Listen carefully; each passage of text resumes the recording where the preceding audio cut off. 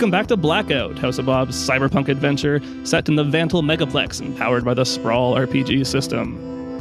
Hi, I'm Cristina, and I'm playing Olivia Crow, once a test subject for the R&D sector of MassCorp, now a low-level runner for the Gastown Sparks.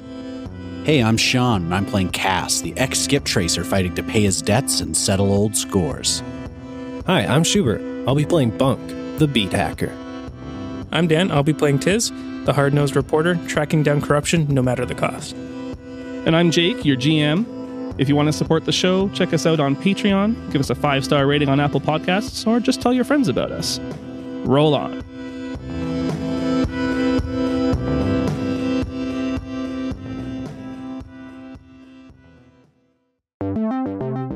Hello all, and welcome back to Blackout. I'm Jake, your GM.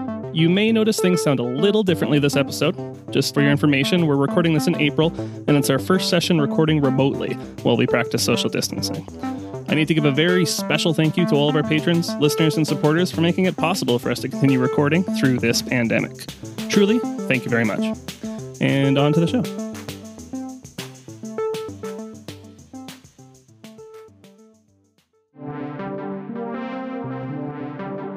Good evening, and welcome to the 6 o'clock news. I'm Slip Murphy. Police are still on the lookout for 2 individuals allegedly responsible for the act of terrorism committed at Vantal Harbor yesterday that left at least 4 dead. Operating under the cover names Esmeralda Justice and Xiao Tao, police have not released their true identities as of yet. It is believed they may have had accomplices, though information is still limited at this time. Police warn that these 2 are considered highly dangerous and that you should not approach if spotted. More on this story later, but first, RTFM, PEBCAK, do you know what your kids are texting about? Our youth correspondent, Zane Adebayo, will be pulling back the curtain on internet slang after a word from our sponsors.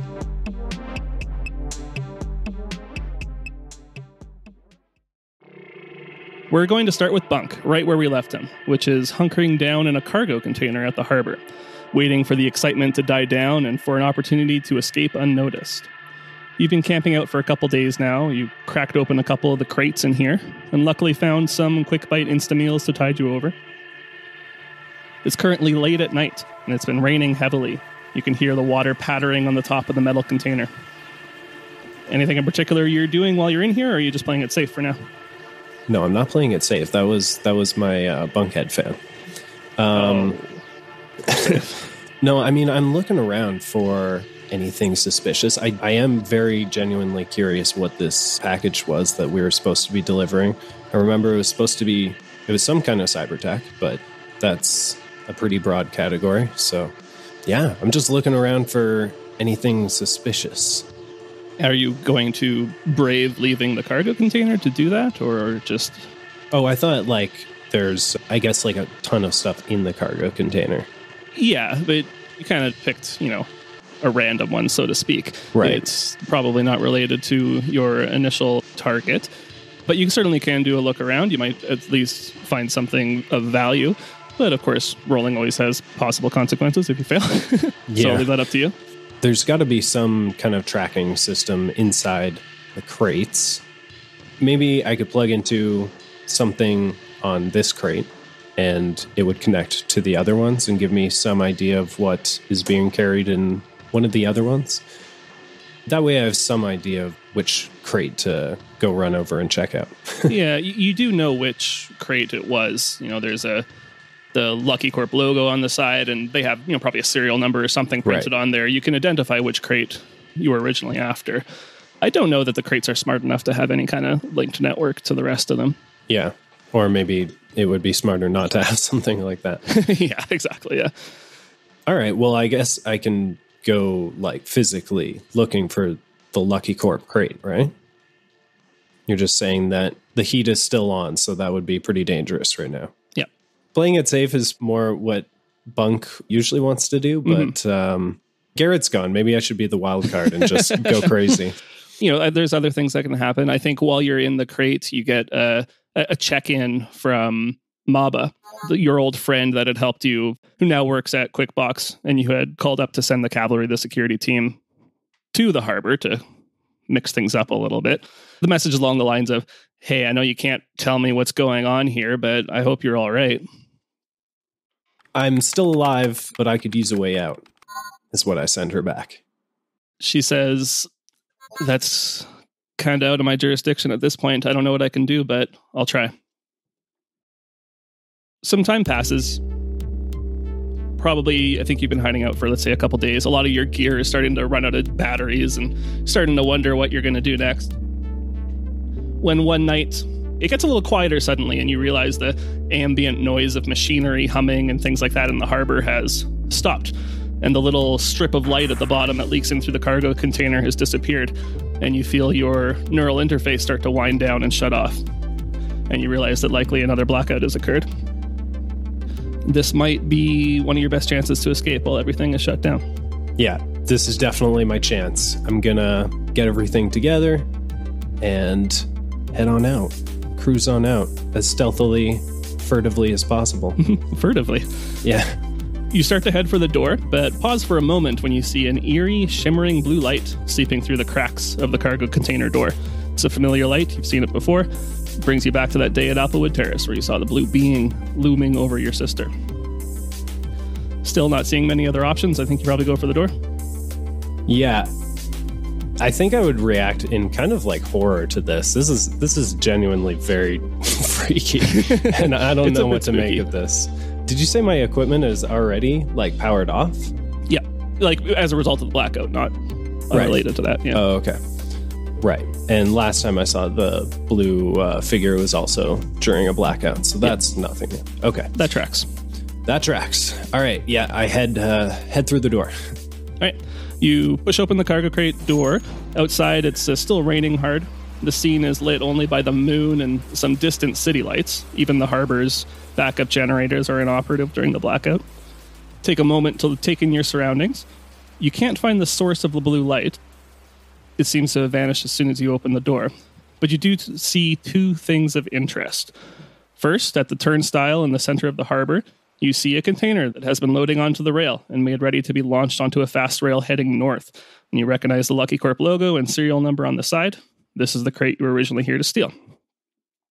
There are 3 figures around the crate, all dressed in dock worker uniforms, but something about their manner feels off. One of them is angrily mashing buttons on the rail controls, which are currently inoperative, while the other 2 are looking nervously about, hands on weapons at their hips.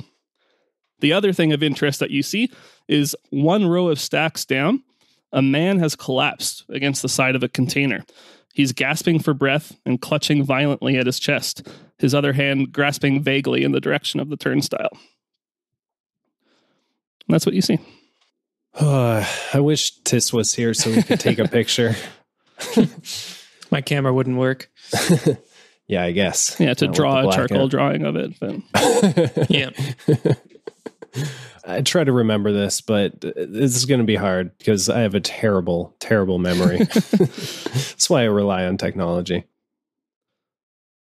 I feel like the only thing to do is to keep running away from this place and get to safety right now. I mean, I'm going to relay all this to everyone later, but yeah, that's weird. Sure. You start running towards the exit. As you run, this individual that had collapsed on the ground sees you and kind of reaches out to you and gestures at himself, a look of just incredible panic on his face. And you continue heading towards the exit. Does he look injured? There's no obvious physical injury on him, but it looks like he's having trouble breathing. He's gasping for breath and clutching at his chest. I don't know if Bunk would just leave a guy there dying if that's kind of what it looks like. I just stop. I'm like, dude, are you okay, man? Do you need like an ambulance? I'll call for help. He tries to respond, but nothing comes out. He's got no air to expel to respond to your question, but he shakes his head in the negative. He's got like bionic components that are shut down because of the blackout. Yeah. Good thinking, Shaun. How long do blackouts usually last for? Yeah, they haven't lasted that long in the past. Yeah, generally they're pretty quick. You have noticed that lately they've been going longer, and that's kind of part of some of the panic about it, is that there has been incidents like this where, someone with a mechanical heart or mechanical lungs or something has been injured, if not killed, because of it. So, would I be able to check for something like that, or like I mean, it's probably internal? Yeah, without your equipment to, do a scan or something. Right. Probably not, but you think that's a pretty safe bet that that's what's happening here. Okay, I'm just going to kind of try to reassure him. I'm like, it's all right, man. It's going to pass quickly. Don't worry. You'll be okay. It'll be over in a minute. And I'm just going to kind of like keep an eye on him, but keep heading out. Okay. That about a minute passes, and unfortunately nothing seems to have changed. And you see him start to kind of drift into unconsciousness and collapse further onto the ground. Oh shit. Okay, I know you want to leave the scene alone, but I don't think I can leave this guy like dying here. No, that's your choice, man. I don't know if Bunk even knows CPR, but I think he's going to go over and try to like perform CPR on this guy. Okay. I think it's cool is the med kit roll, so let's do that. You could roll a cool check. I rolled a 3. Oops. You break all of his ribs. Like I said, I don't know if I've ever trained for this. And his nose somehow. To be fair, most CPR results in death. But yeah, that's if you fair. hadn't had tried. Yeah. Yeah, you would have felt worse if you didn't try. Yeah. I have a 0. Cool. So just 3 flat. Okay. Yeah, I think you don't really have the training for this, and you think you might have just been a little too late anyway. He had already started to slip off, and you feel his pulse slowing and disappearing, and he dies. Well, this is horrifying, but I feel like I can't be around any longer and get possibly implicated in more crimes. Yeah, I'm a jet. Okay. You head towards the exits, and with all the security cameras and things like that down and the searchlights down, you can easily find a spot to climb up over the wall and make your escape. Maybe 4 or 5 minutes after the blackout began, it finally passes. Lights begin to flicker back on. Equipment starts to hum up again. And luckily at this point, you have escaped into a side alley and make your way home. Whew. Well, I didn't die. Job well done. What's home for you? Yeah, that's kind of the next question, actually, is what is Bunk going to do after this mission? Where's he going to go? What's he going to do? I mean, Tis sold his place, so you can't even stay there. Exactly. Yeah, I have a van now. That's all I got. I think Bunk would feel like he has to almost stay away from these fellas for a little while. For everyone's good, basically. We all need to social distance. Yeah. For crime reasons. For crime reasons. But yeah, I think Bunk would not try to seek these guys out immediately. I honestly don't have anywhere to go or anyone to crash with. And my only thought was I could maybe try to go back to Applewood Terrace and try to find my sister. Yeah, you do some digging around at Applewood, and you find that after the little incident there, they've been really strict about who they're letting in. It used to be mostly Tranquility employees and, some other rich people that decided they wanted to live there. They're only letting Tranquility employees in now at this point. And they've made a big deal of even monitoring communications in and out and that kind of thing. Not to say it would be impossible, but that is something to consider. You are able at least to get a quick peek at the community logs, and you see that it does look like Blink is still there. And as far as you can tell, is continuing her life as normal. But as is, you don't know an easy way to get in touch with her or get in there. Okay. I know you said that security has increased, but I mean, that's just a fun challenge for Bunk. But no, I think one of the things that I'm best at is sending encrypted messages. So I think I'm going to try to send a message over to Blink now that I know kind of whereabouts she's at. And I imagine you and Blink probably grew up creating codes and stuff together. So you probably even have a little bit of a language you can use to communicate. Exactly. So I think that's easily done. What's the message you're sending? Hey, it's me. It's been a while, but I could really use a place to crash if you'll have me. At this point, it would be actually kind of up to her whether she would be able to arrange this. Because again, it's that's kind of just the new restrictions and policies there. If she would be able to talk to the right people and pull the right threads to be able to get that done. Why don't you roll a style check? We'll call it Blink rolling it, but I have to stop rolling these dice because I rolled a 3 again. Oh my God. Oh, man. Throw them in the garbage. Yeah, seriously. And yeah, I have just a +1 style. So She's happy to hear from you, and she expresses that, and is glad to hear that you're okay in quotation marks. Mm-hmm. But right now, things were still hot at Applewood, and now there's all this other stuff going on. It's not going to be easy for her to get you in. What she can do is she finds a way to wire you a little bit of cred so that you can at least stay in a little capsule apartment for the next couple months. Oh, man. That's so nice. Okay, I thank her profusely, and I say, I owe you big, Blink, and paying her back is going to be my first goal. But yeah, I'll kind of get the cheapest possible capsule apartment that I can. And this is kind of a relief to me in a way, because now at least I'm not putting Blink at risk. Mm-hmm. Yeah, it's basically a horizontal walker, but enough at least to keep you out of the rain. All I need is my VR goggles and a place to charge them. So do you think during this time, have you made any attempts to contact the rest of the crew, or have you met up with them at all, or what's the story on that? I think after quite a while, like at least a couple weeks, if not months, when the time is right, I think I might try reaching out to Olivia first and just kind of shoot her a text. Hey, Olivia, what's up? How are the crows? Cristina, do you think Olivia would be responding to text messages right now?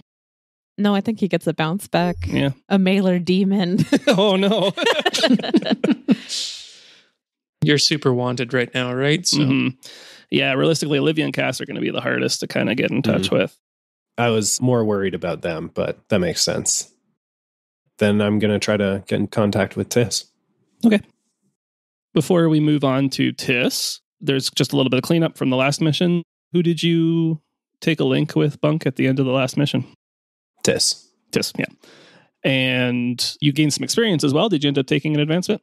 No, I didn't. I chose to up one of my stats. Okay. Because I did some minor brawling and I was terrible at it, but I feel like maybe I'm getting a little bit better, that kind of stuff. So I upped my meat from -1 to 0. Woo. I'm no longer terrible.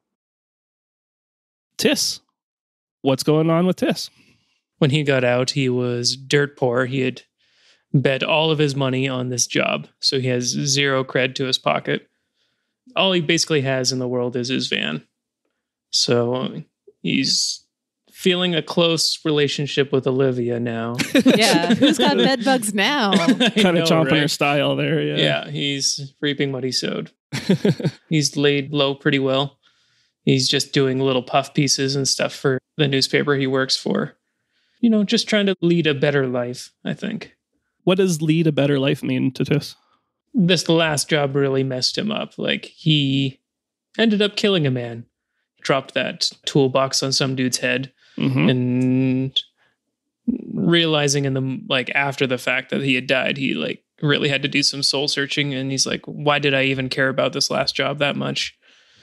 He no longer feels like a life tied to crime now. Like, he kind of wants to put that past him.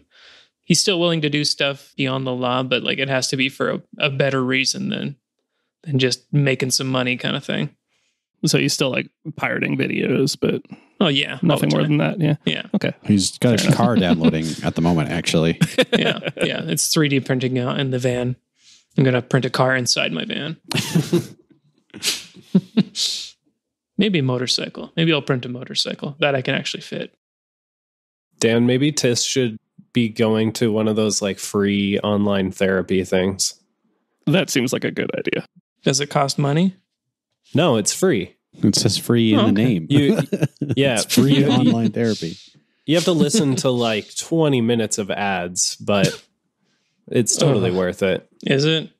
Yeah, you get a certified counselor. I don't know. I feel like I might say something incriminating, though. Well, you like come up with a story. Like, I accidentally cut down my neighbor's tree. And that tree died. I watched it bleed on the ground. Yeah. He planted it 30 years ago, and I can never give it back to him. It was just a 30-year-old tree. That tree probably had kids.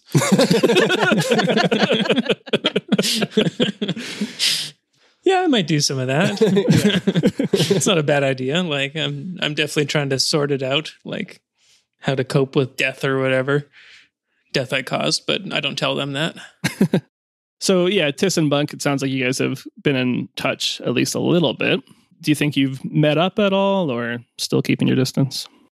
That's a good question. I'm wondering why we would meet up besides just kind of checking in or something, maybe like grabbing a coffee or whatever. Yeah, just checking on your mental health. Yeah, that'd be nice. I mean, we're both dirt poor, and I don't think either of us are in like a position to go do any big jobs to get money, but we still need to find out what the hell happened to Garrett. Yeah, Garrett and also Olivia and Cass. Like, I would at least like to know that they're alive and well, kind of thing.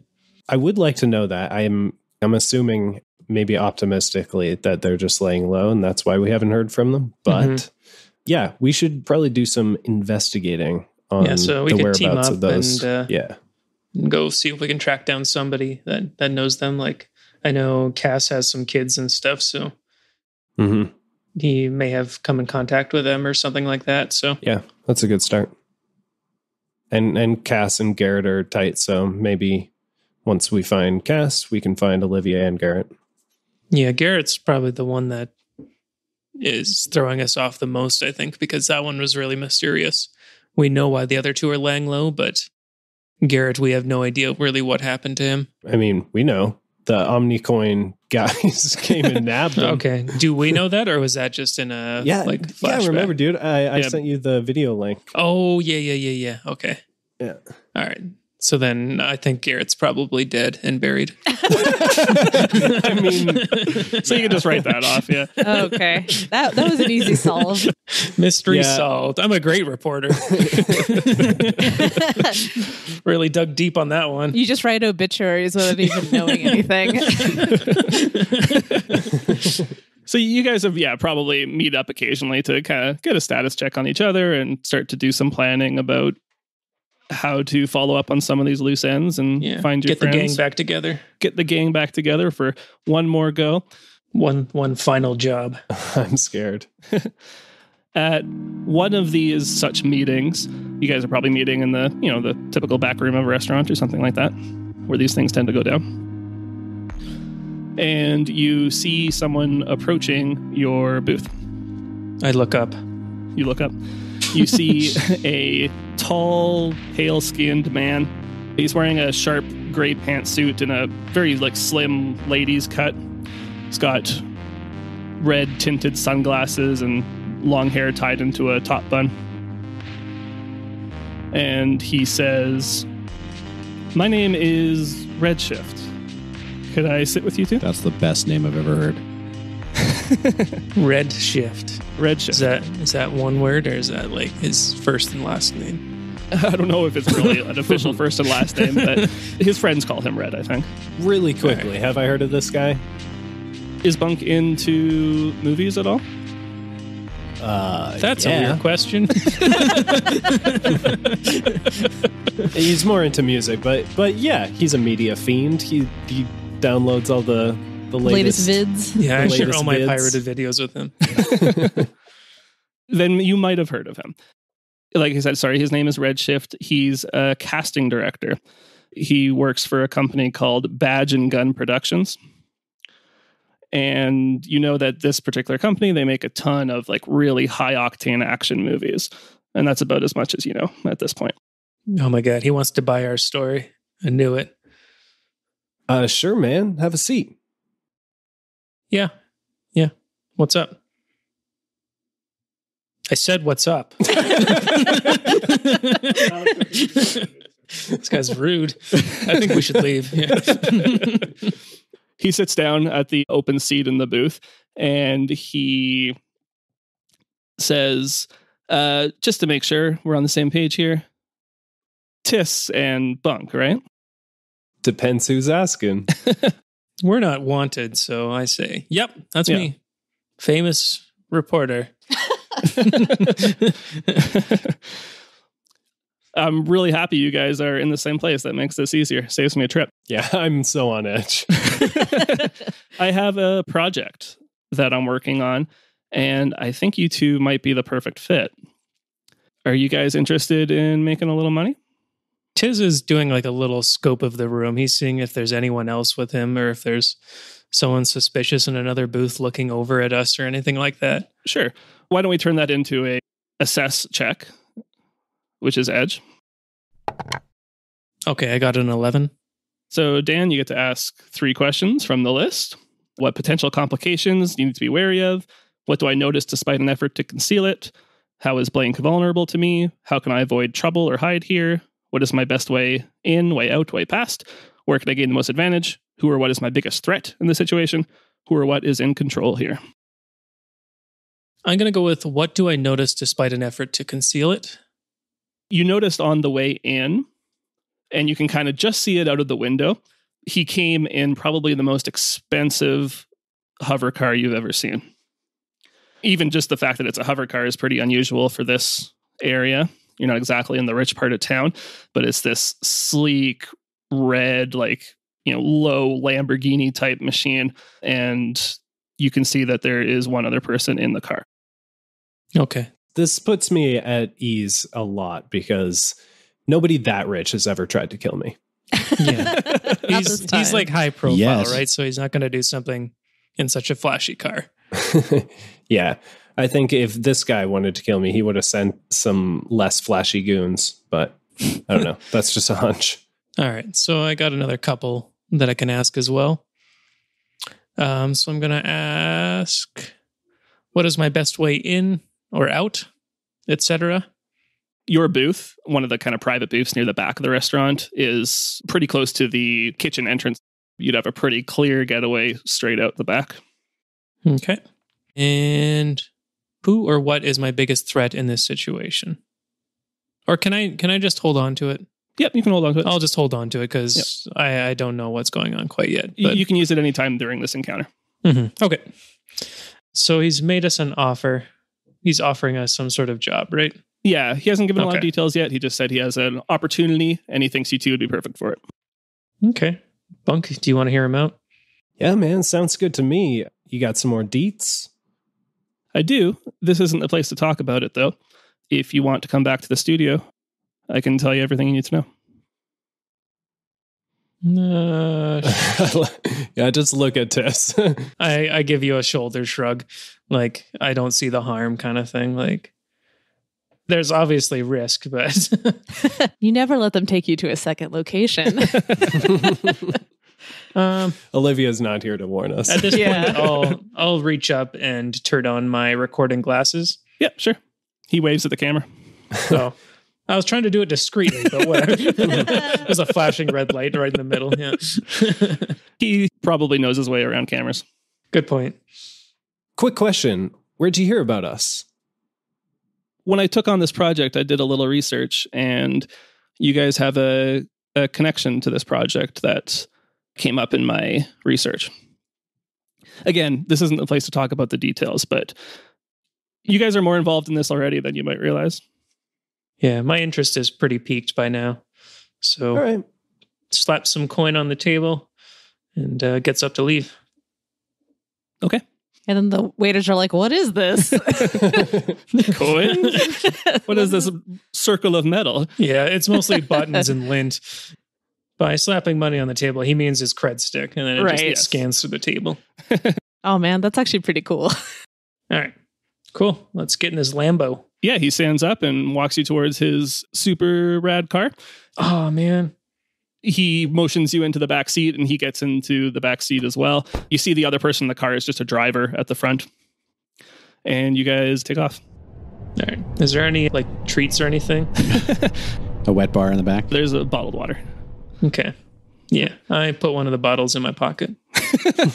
What a big pocket. Times are tough. Good way to start any business or arrangement. If he knows us, he knows we're dirt poor. Good point. Tiss, what advancement did you take? So instead of going like a boost on one of my stats, I took a move from another playbook. Oh, diversifying. Exactly. I believe this is from Garrett's playbook. from the fixer? Yeah, I know people. You know his people? So that means like once per mission, I can introduce a new contact, and then I roll to determine like how much like info I can get, or how much info I can get about it. Kind of a second contact card, yeah. Yeah, I figured this would apply being a reporter anyway, since I would know all these people from different stories I've done. So yeah, no, that's a cool choice. Let's pop over to Cass. Where do we find Cass on this day? Cass has been lying as absolutely low as possible. He is worried that his failure at the docks has not only endangered himself, but also his young kids, his teenagers at home. And he has been actually living homeless for the past couple weeks, just trying to not draw attention to them and not even contacted them since, trying to avoid the law, trying to avoid any amount of danger at all, really. He's been super paranoid.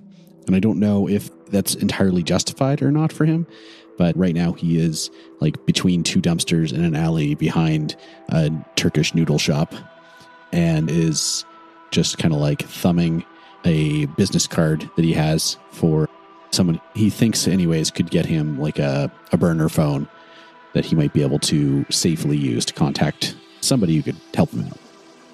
Right. So, Cass, what have you kind of been doing to survive then, I guess? Because it sounds like you're homeless, you don't have work right now, you're deciding you're not even sure what to do about your kids. What are you up to?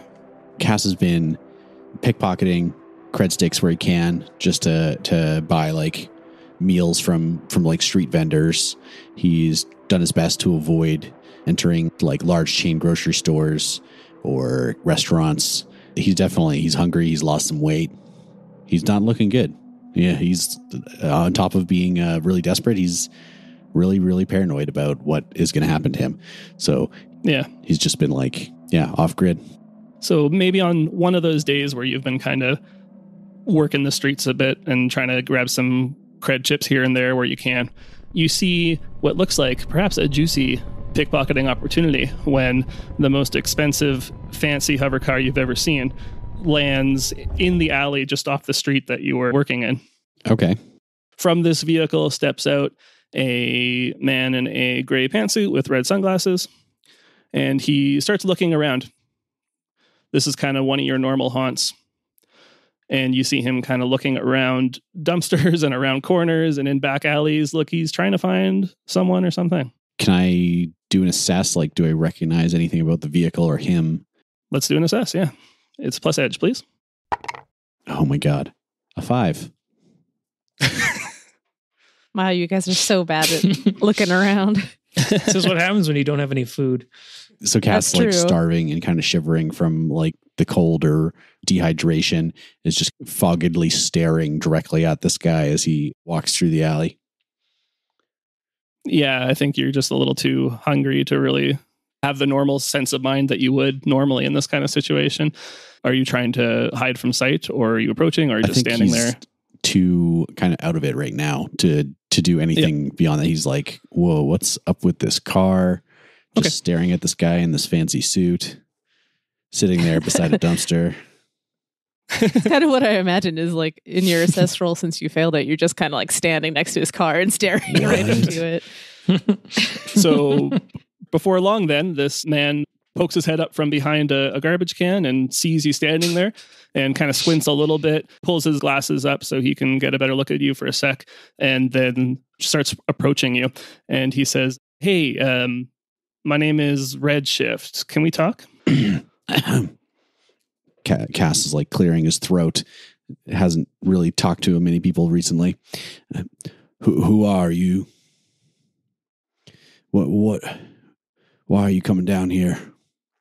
I'm working on a project, and I think you're going to be a perfect fit. Can we talk? What kind of project? He actually digs around in one of his pockets and pulls out a business card that he hands to you. And it says Redshift, Casting Director, Badge and Gun Productions. And he says, actually, my boss on this project is a really big fan of yours. He used to watch you in the Skip Tracer games. Ranger 1, right? That's what you used to go by. Cass's eyes narrow, instantly like on edge by this. I can't be on no camera. This is something special. I don't think you have to worry about that. I really would like it if you would come with me and I can explain the rest to you. If nothing else, my boss would really like to meet you. Cass looks up and down the alley, back at this guy over at the flying car. He knows that corporate power can outweigh the law.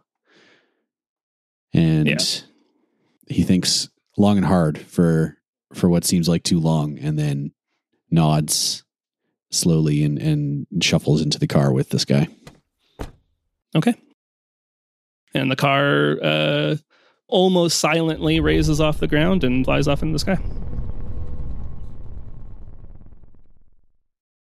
At the end of last mission, Cass and Olivia, I think, took links with each other, right? Yep.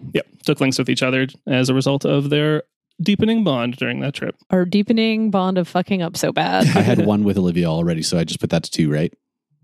Yeah, exactly. Yeah. So let's go to another part of town quickly and check in on Olivia. What's she looking like? How's she doing? She's pretty rough. She's actually been living in the catacombs since the escape. Yeah, I mean, no money, no friends, no gang member friends. Oh, no. She had to abandon her car or her van, and also the birds. She hasn't seen anybody in forever. It's pretty bad. Like, she was homeless before, but this is like another level, right? Yeah, the catacombs or the honeycombs, as they're kind of colloquially known, is so named because they're honeycomb shape, and it's this level of support structure that's built underneath the city, on top of the pillars that kind of keeps the city afloat and above the old ruined city. And it's mostly mostly empty space that's just for supporting the structure, but also there's like storage facilities in here owned by Cadabra Corp, the company that made all this. And then a lot of, like refugees and disenfranchised individuals that live in little ramshackle little villages down here. Yeah. That's basically what she's doing. Yeah. Are you kind of living with a little group of people like this or on your own, fending for yourself?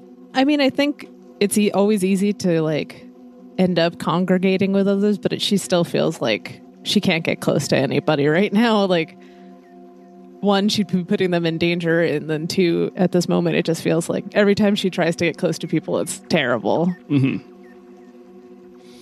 So what is she doing then to pass the time? Mostly just like scrounging, scavenging, that kind of thing. I mean, every once in a while, I think she does try to pop her head up on the surface level, but never for very long. And she, like I said, never really could get back in contact with her birds, unfortunately. What's her plan? What's she thinking? What does she want to do? What's her 5-year plan? Oh, her 5-year plan? Well, she's going to go back to school, major into business. No, I mean, I don't know she really has one right now. She thought she was at bottom, but this is like below that. So she's got to build herself back up, but she needs that like inner strength that she doesn't have at the moment to do that. Okay. So I think you're mostly hanging out in one of these little basically storage cubbies that are down in the honeycombs.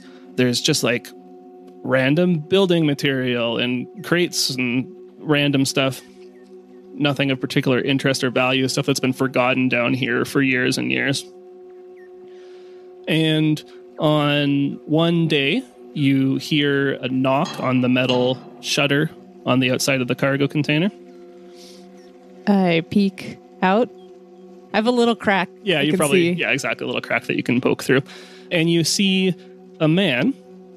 You see a bit of a bigger fellow. He's wearing a well-tailored brown suit with a tan bowler hat.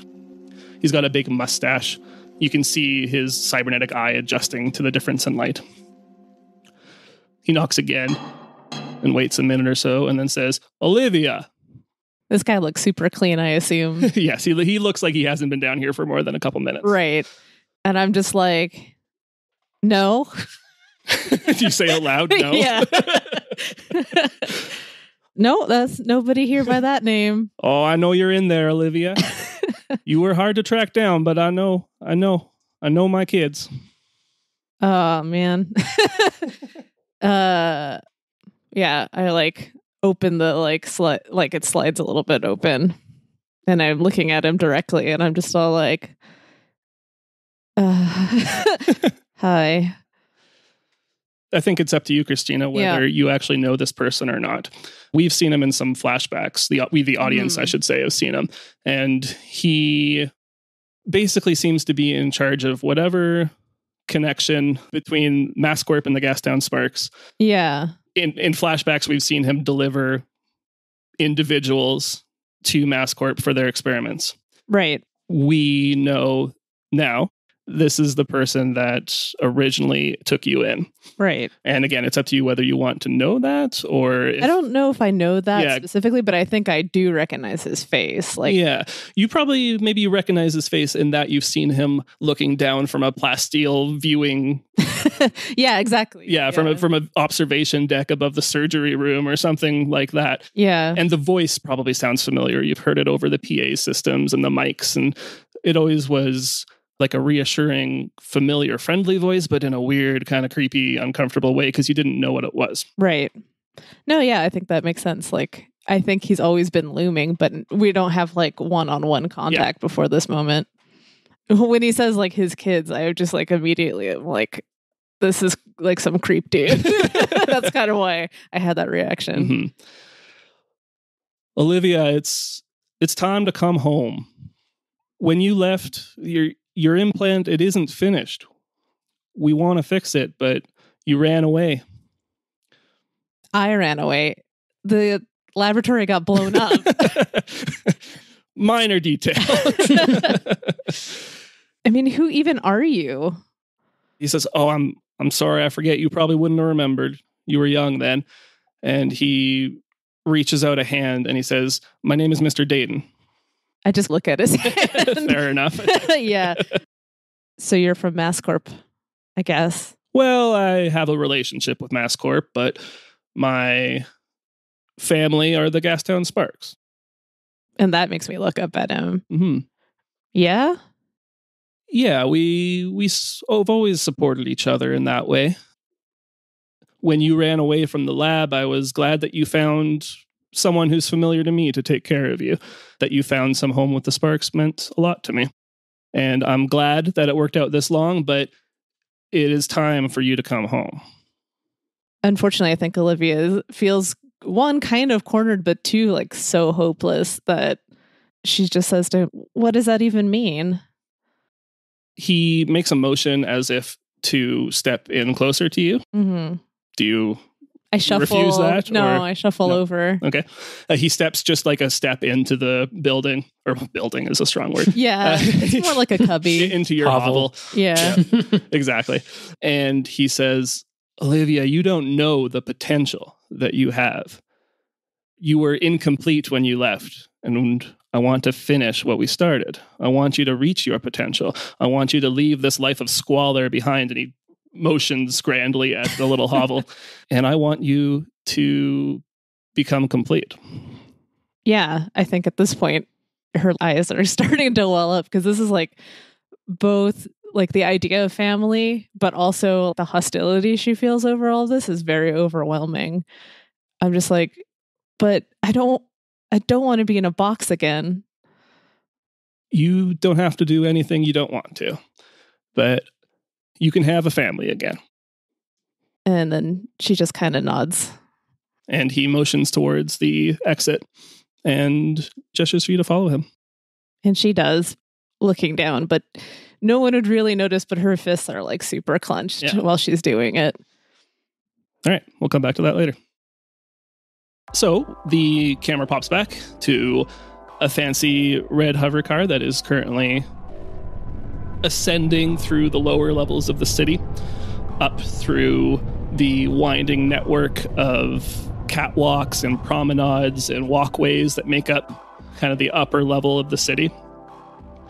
And up above, and even higher still, to the point where you can see even above the seawall and see the ocean beyond, an unobstructed view of the ocean anyway, and you can see the Sailor Sea Refugee City where refugees and people that don't belong in the city, they've made a little makeshift city out of boats and debris that all been lashed together onto the little tips of mountains and tips of skyscrapers that are still above the water. And you see the lush green walkways and gardens that are on the promenade level as well. And the dark, dirty buildings from the city level give way to these gleaming metal and glass spires that are the city above. I don't know, Cass, Tis, Bunk, if you guys have ever been up here before. That's a character choice for you. Would you like to know? Sure. Do you guys have any relationship with the upper levels of the city like that? I think the only way that Bunk would have gone up here ever before would be for to play a show, maybe. But yeah, even that, I think most of his shows are played more underground. So maybe this might be the first time.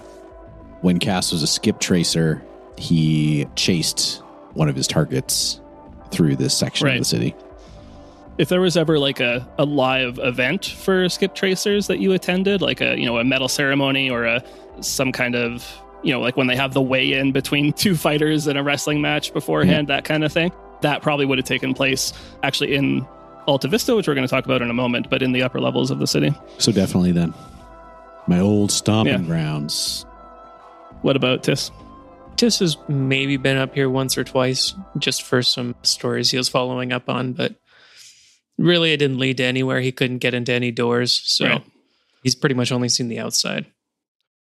The car travels north past Van to Holly North, which is kind of the really trendy, influential area of the city. It's where all the media companies are, where all the streamers and influencers hang out. And there's a lot of events. There's gallery openings and art shows and movie releases and game premieres and tournaments and all that kind of thing. Anywhere where someone would go to be seen, that probably happens here.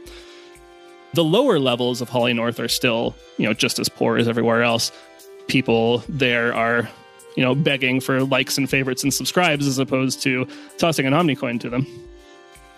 But in the upper levels in Alta Vista, that's where it's just super, fuck off rich and almost uncomfortably nice. And like I said earlier, gleaming spires of metal and glass that glow and reflect the sunlight. And it's really impressive, but again, in a kind of an overbearing way. Eventually, the car comes up to a little private dock beside a very large skyscraper. And Redshift motions to Cass and says, "We're here. Come on, follow me." And he leads you into the building. When Cass enters this room, he sees Bunk and Tis are already here. They're currently lounging on a very nice couch and being given drinks from a little robot bartender. Not again. This time he seems legit. When he sees you guys sitting on the couch, Cass just freezes, looks completely caught in the headlights, takes a second and adjusts his jacket and pushes back at his hair, which is just a mess of gunk and alley juice. No. I don't like that term. No. Get your alley juice. Get it while it's hot. Is that what you were selling on the streets? Yeah, that's moonshine or whatever. Alley juice. while it's fresh, before the methanol sets in. Oh my God. He then makes his way over. "Gentlemen, been a little while." Hey, and you are... But yeah, I don't want to say his name out loud, honestly. Bunk's been up here for a minute and he's already forgotten all the small people in his life.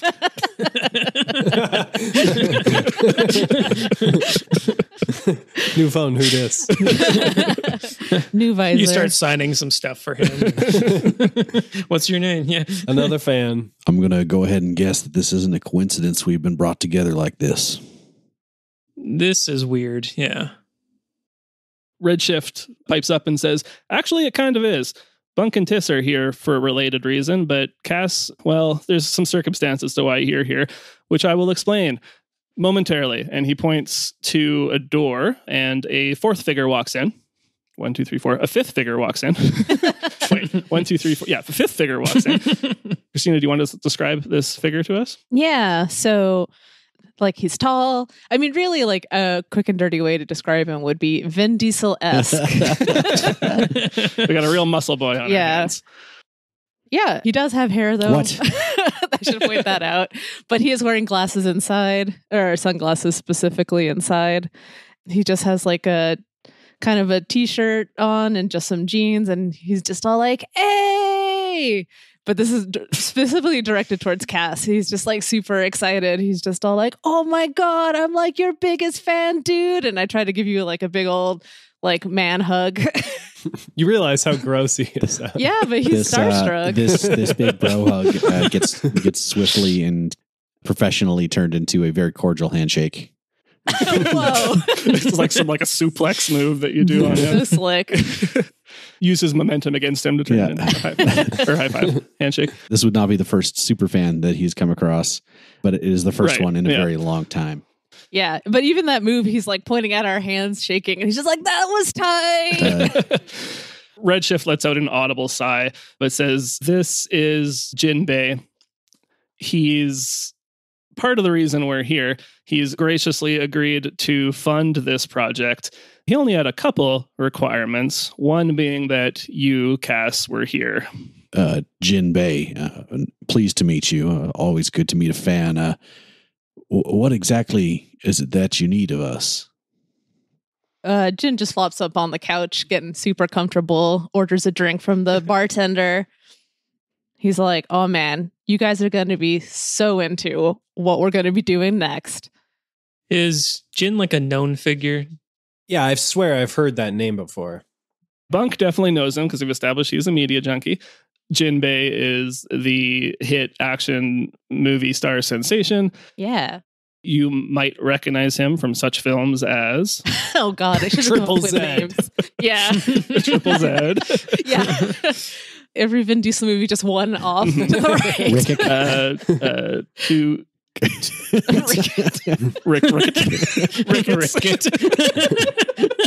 That one's actually really sad where he comes down with rickets. No, it's Rick. That was my foray into trying to do drama, you know. He won an Oscar for it, though. Yeah. So. Too quick, too mad. Too quick. Yeah. Yeah, Speedy and mad. Yeah. Yep. Blood Circus 1 through 5. Oh my God. I do love Blood Circus. That's the one I'm most famous for. And you might know my name or like my nickname or the character name, Sarge. That's what people call Sarge me. Is kind of, my established character. His character, yeah. He was the voice of Drone Cop. He was in Rapid and Raging 1 through 10. And... I already said too quick, too bad. This is the spin-off version. Right, the spin-off, yeah. You did the main one and the spin-off. Yep. This was the made-for-TV movie Very spin-off. Yep. Oh, how far you've fallen. Redshift walks up to the kind of front of the room in front of the sofa that you guys are lounging on, and he says, let me explain. And he motions to a screen on the wall that pops up, and you see some images appear there, and you see an image of a factory on fire. And Bunk and Tiss, you recognize this factory. One of the first missions you guys did together involved an exhale factory, which is where MassCorp makes a lot of their masks.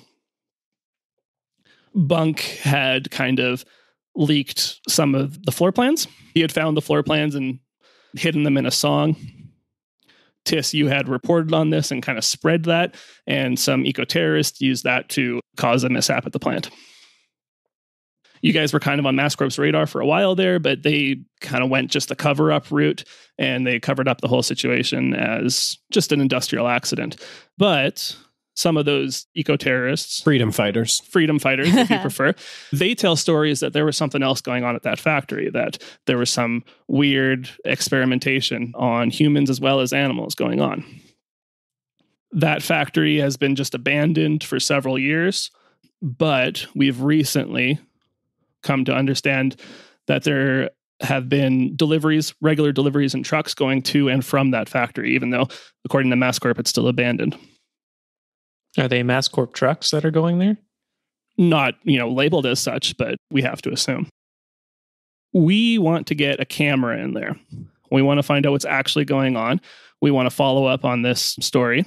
And actually, maybe Bunk would know, these guys did kind of a little docudrama about the original incident.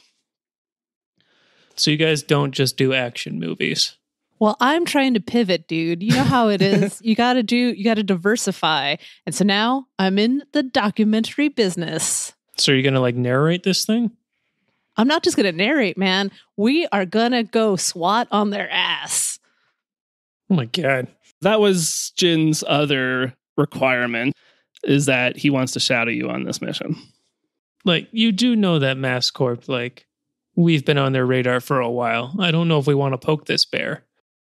Last time we crossed them, things did not go well for us. Jin just does like a hand wave to all of those concerns. That may be so, but you guys have already proved that you are able to get into a Mass Corp facility, or at least find the means to do so. This factory is the same one that you guys dealt with before. I think you actually are the perfect people for it. So you guys are going to pay us to fuck with Mass Corp? Buddy, you got it. I'm in. What do you guys have against Mass Corp? This could be the biggest story in a long time. We just want to get this footage. We want to show the world what's really going on. We want to change the world for the better. That's where you guys come in. And obviously make a sweet movie. Yeah, that sounded a little ingenuine, but you get the idea that he's... I mean, he's slick, but this is true. He was trying to be a little slick about that, but you have the feeling his intentions are probably more financially based than anything.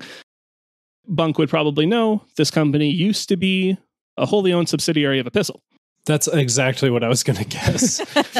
When they used to make all these super high octane action movies, they were recently partly acquired anyway by Cadabra. And since then, that's when they started doing like historical flicks. Like they already did this little mini doc about the first time or the first incident at this factory, as well as some documentaries and things like that. Of course, you do notice that these documentaries are only ever about or critical of Cadabra and Epistle's competition.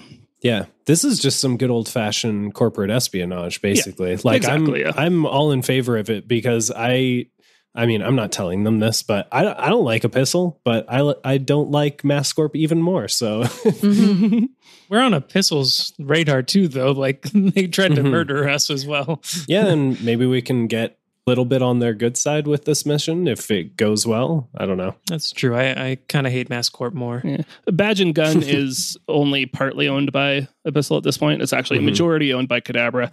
It would be also just a completely different department to the guys that you pissed off before.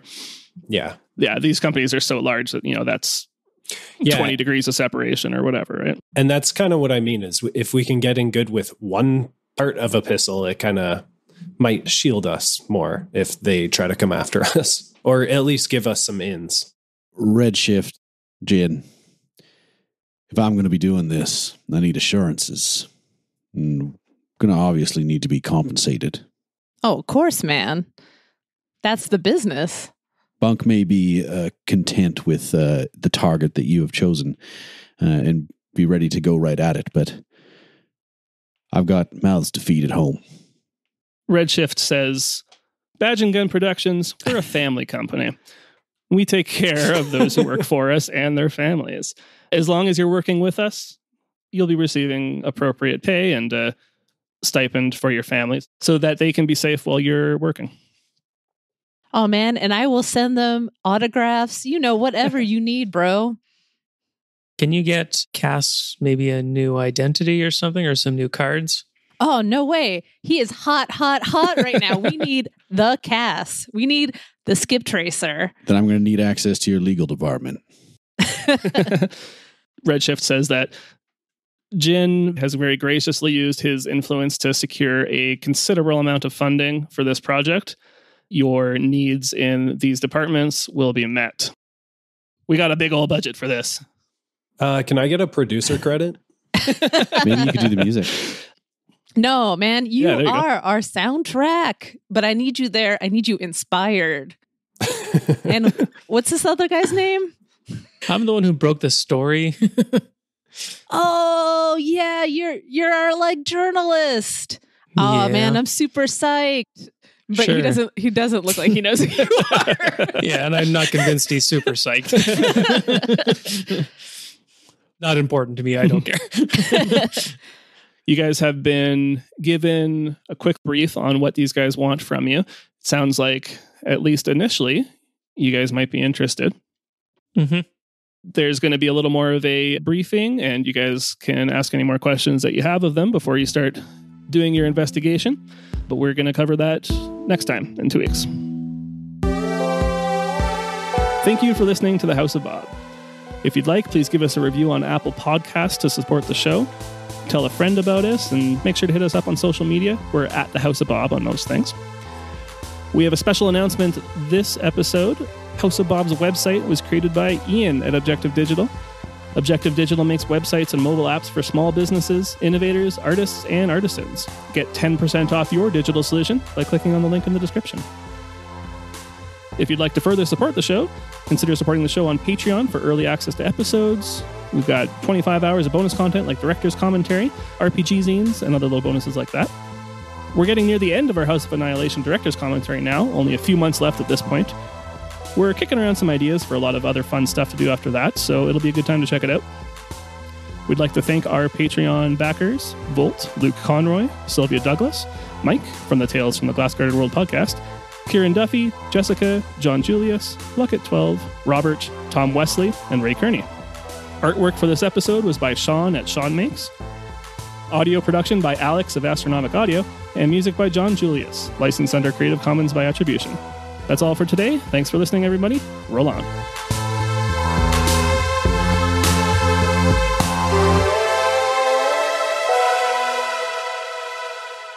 Bum, bum, bum, bum, bum. Bum, bum, bum, bum, bum. Bum, bum, bum, bum. Bum, bum, bum, bum.